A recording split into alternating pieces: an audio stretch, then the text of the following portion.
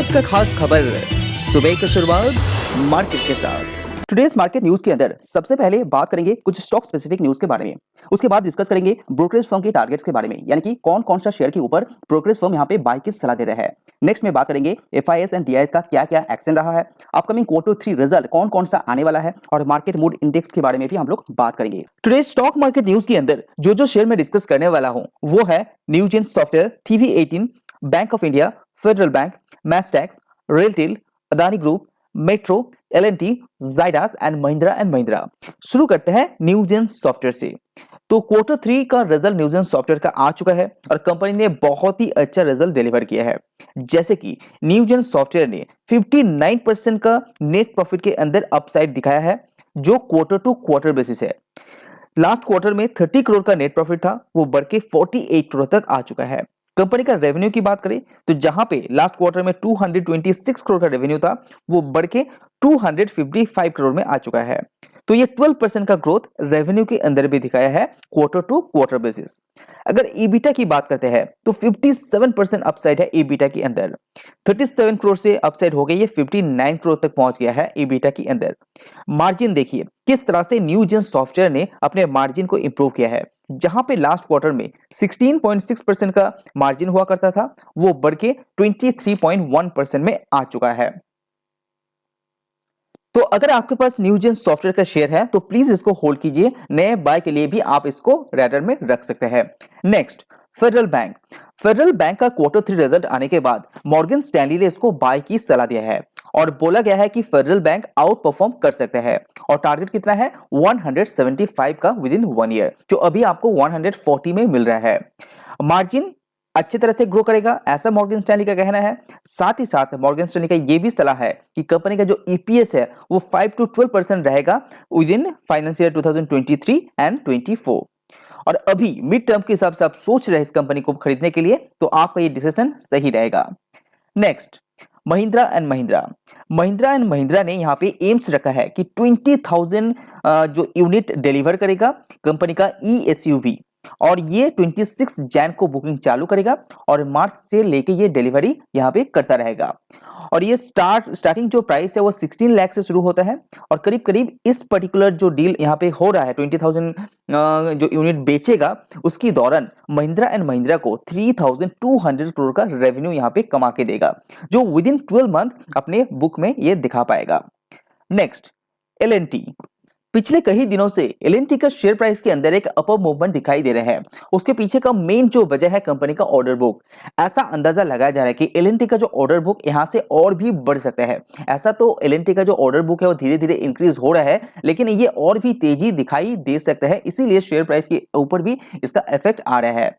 और अपकमिंग जो order book है वो बहुत ही ज्यादा अच्छा रहेगा, क्योंकि कंपनी को प्राइवेट के साथ साथ गवर्नमेंट का भी बहुत सारा ऑर्डर मिल रहा है और कंपनी डबल डिजिट ग्रोथ दिखा सकता है with in this year.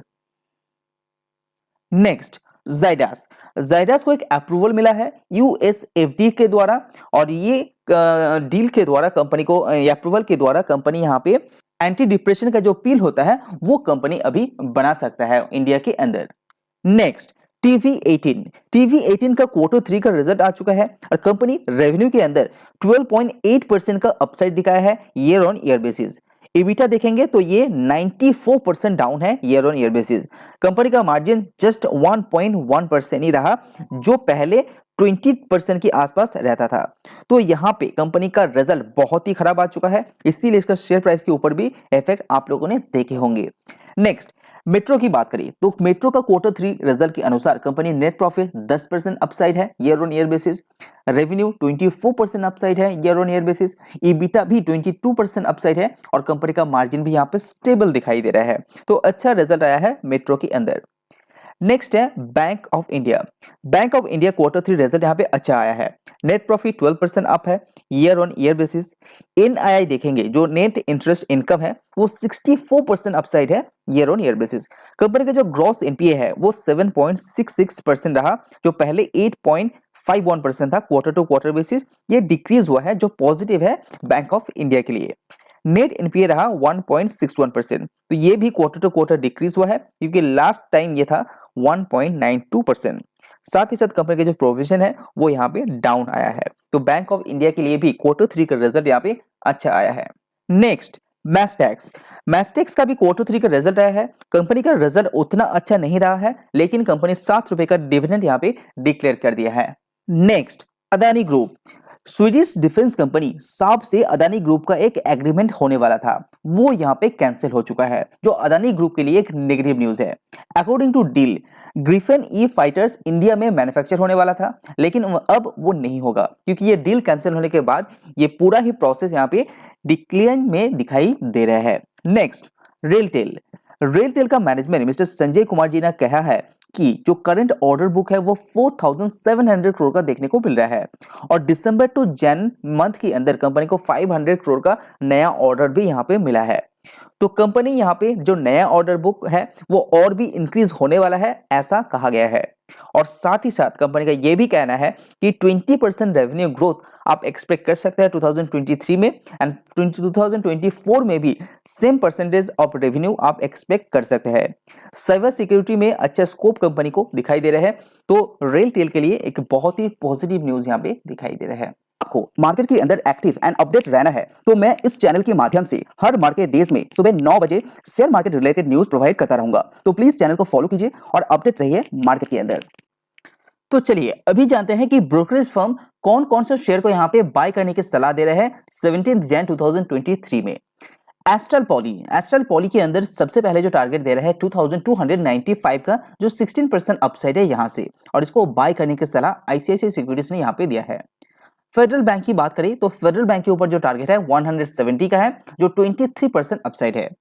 L&T finance holding के ऊपर भी टारगेट 26% का अपसाइड दिखाई दे रहा है, जो विद इन 1 ईयर 120 तक जाएगा, ऐसा आईसीआईसीआई सिक्योरिटीज का दावा है। एचडीएफसी बैंक को लेकर केयर चौकसी बहुत पॉजिटिव है, जो टारगेट है वो 1960 का दे रहे हैं, जो 21% अपसाइड है, इसको बाय करने की सलाह दे रहे हैं। एक्सिस बैंक की बात करें तो उसको अभी अंदर भी 1553 का टारगेट 14% अपसाइड के साथ यहाँ पे दे रहे हैं। अगर जस्ट डायल की बात करें तो इसके ऊपर 760 का टारगेट दे रहे हैं। फेडरल बैंक के ऊपर axis direct and ICICI direct दोनों ही ब्रोकरेज फर्म यहाँ पे बाय की सलाह दे रहे हैं।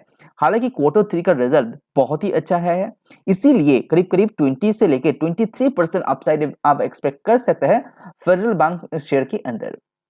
अगर और एक जो ब्रोकरेज फर्म का रिपोर्ट की माने तो एचडीएफसी सिक्योरिटीज ने कहा है कि फेडरल बैंक का जो टारगेट है वो 775 होना चाहिए, और इस पर्टिकुलर शेयर के अंदर की बाय की सलाह एचडीएफसी सिक्योरिटीज ब्रोकरेज फर्म के द्वारा दिया जा रहा है।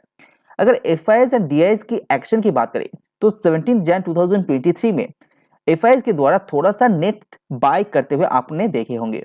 पिछले कई दिनों के बाद एफआईआईज यहाँ पे 211 करोड़ का नेट बाय किया है।